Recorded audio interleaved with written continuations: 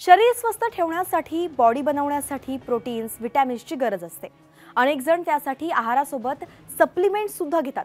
पण दिल्लीतल्या एका 26 वर्षांच्या तरुणानं हद्दच पार केली आहे। त्याने अशा काही गोष्टी खाल्ल्या की डॉक्टरांनी सुद्धा डोक्याला हात मारून घेतलाय।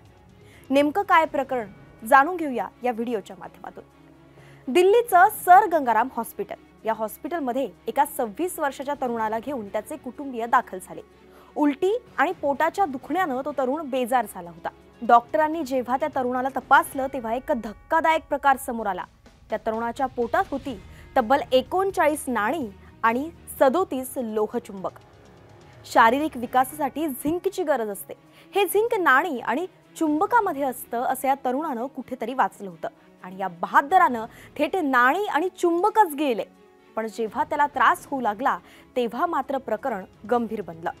डॉक्टरांनी ऑपरेशन करून ही नाणी आणि चुंबक बाहेर काढलेत। आठवडाभरानंतर त्याला हॉस्पिटलमधून डिस्चार्ज सुद्धा देण्यात आला। महत्त्वाची बाब ही की हा तरुण मनोरुग्ण आहे। त्याच्यावर उपचार सुरू आहेत आणि यातूनच त्यानं नाणी खाण्याचा प्रताप केल्याचं बोललं जातंय। या सगळ्या प्रकरणाबद्दल तुमचं मत काय आम्हाला कमेंट्समध्ये नक्की कळवा आणि अशाच माहितीसाठी न्यूज 18 लोकमतला फॉलो करायला विसरू नका।